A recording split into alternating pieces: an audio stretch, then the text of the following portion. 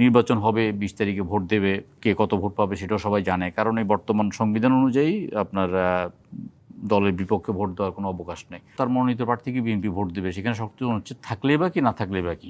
সংবিধানের ৭০ অনুচ্ছেদ নিয়ে ঐক্যমত্য কমিশনে একটা ঐক্যমত্য প্রতিষ্ঠিত হয়েছে।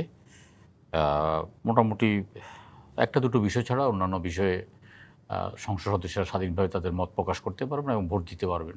সেটা সংবিধান সংশোধন হওয়ার পরে সংবিধানের একটা বড় ধরনের সংস্কার বা সংশোধন হবে এবং সেটা হয়তো আগামী সংসদে বা তারপরে সংসদে সেটা উপস্থাপন হবে, তখন সেটা আইনে পরিণত হলে সে ব্যাপারে।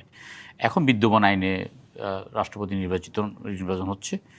তো রাষ্ট্রপতি নির্বাচনটা এটা একটা অলংকারিক পদে নির্বাচন অনেক বছর পরে, মানে দ্বিতীয়বারের মতো হতে যাচ্ছে। ৯১ সালে একবার হয়েছে, আরেকবার এইবার প্রথম হবে আর কি।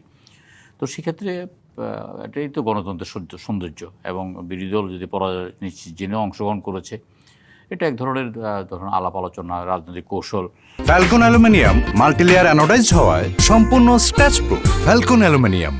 এবং সর্বোপরি আমাদের ডক্টর কর্নেল অলি আহমেদ বীর বিক্রম, ওনার দীর্ঘদিনের লালিত স্বপ্ন। ওনাকে কোনো এক সময় কোনো এক জ্যোতিষী বলেছেন যে তিনি কখনো সরকার প্রধান বা রাষ্ট্রপ্রধান হবেন। তিনি দীর্ঘদিন যাবৎ বুকে এটা লালন পালন করে আসছেন, আমরা যারা কাছে থেকে তাকে জানি তারা। সেক্ষেত্রে অন্তত উনি নির্বাচনে অংশগ্রহণ করছেন, জামাত এটা সুযোগ দিয়েছেন এবং উনিও বলতে পারবেন যে উনি পরাজিত রাষ্ট্রপতি। এতে বা কম কিসের, এটা আলাপ আলোচনার মধ্যে তো আছে নেই। এবং ২০ তারিখ পর্যন্ত এটা আলাপ আলোচনা চলবে, পরবর্তীকালে আলোচনা চলবে। আসলে যে রাজনৈতিক সমালোচনা এই মুহূর্তে বিরোধী রাজনৈতিক দলগুলো করছে, মানে সংবিধানের ৭০ অনুচ্ছেদ অনুযায়ী দলের বাইরে গিয়ে তো ভোট দেওয়ার সুযোগ নাই, বা কেউ যদি আসলে দলের বাইরে গিয়ে ভোট দেয় তাহলে তার পদ বাতিল হবে, সেটা নিয়ে একটা বিস্তর আলোচনা আছে। মানে বিএনপির এই সময়টাতে দাঁড়িয়ে যখন আমরা গণতান্ত্রিক যাত্রা শুরু করলাম, তখন আসলে এই সংবিধানের অনুচ্ছেদ অনুযায়ী যখন এই নির্বাচনটা হয়, তখন সেটা সাংঘর্ষিক কিনা? দেখুন, আসলে কোনো রাজনৈতিক দল তো আন্দোলন মাহফুজুল ইসলাম না। বিএনপি একটা রাজনৈতিক দল। বিএনপি তার মনোনীত প্রার্থীকে প্রার্থী মনোনয়ন দেবেন, সেই প্রার্থীকে জাতীয় সংসদ সদস্য হিসেবে ভোট দেওয়াটা তো পবিত্র দায়িত্ব এবং কর্তব্য, এবং কেউ এটা বিরোধিতা করে ভোট দেবে না। রাজনীতিতে এত বালখিল্য কোনো আচরণ কেউ আশা করা উচিত না, বিশেষ বিরোধী দল হোক বা সুশীল সমাজ হোক। এখানে বিএনপি একটা রাজনৈতিক দল, তার মনোনীত প্রার্থীকে বিএনপি ভোট দেবে, সেখানে শক্তি হচ্ছে থাকলে বা কি না থাকলে বা কি। এটা একদম একদম একটা ন্যূনতম রাজনীতি কখ যিনি বুঝেন তিনি এটা বুঝেন। কিন্তু এখানে নির্বাচন হবে, ২০ তারিখে ভোট দেবে, কে কত ভোট পাবে সেটাও সবাই জানে। কারণ এই বর্তমান সংবিধান অনুযায়ী আপনার দলের বিপক্ষে ভোট দেওয়ার কোনো অবকাশ নেই। আর আমার দলীয় আনুগত্য থাকলে এবং দল যদি একজনকে প্রার্থী মনোনয়ন করবে, আমি কি কারণে, এত বিপ্লবী হওয়া তো দরকার না, আমি কি কারণে দলের বিরোধিতা করব? করার তো কোনো কারণ নাই। কারণ এটা তো দল, আমি তো দলের প্রতি আনুগত্যের একটা শপথ আবদ্ধ আমি। তো সুতরাং এখানে নির্বাচন হবে, রাষ্ট্রপতি নির্বাচনে আমরা সবাই ভোট দেব।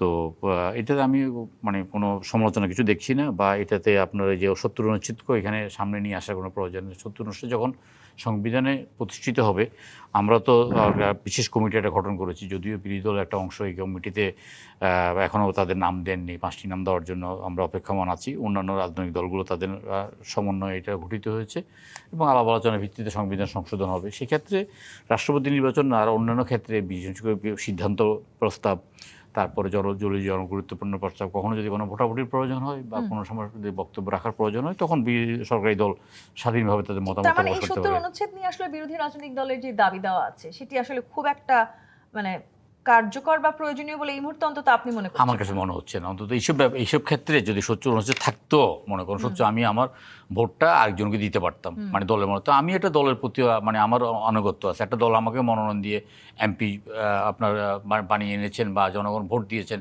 একটা দলের প্রতীকে, তো আমি কি কারণে সে দলের বিপক্ষে গিয়ে ভোট দেবো?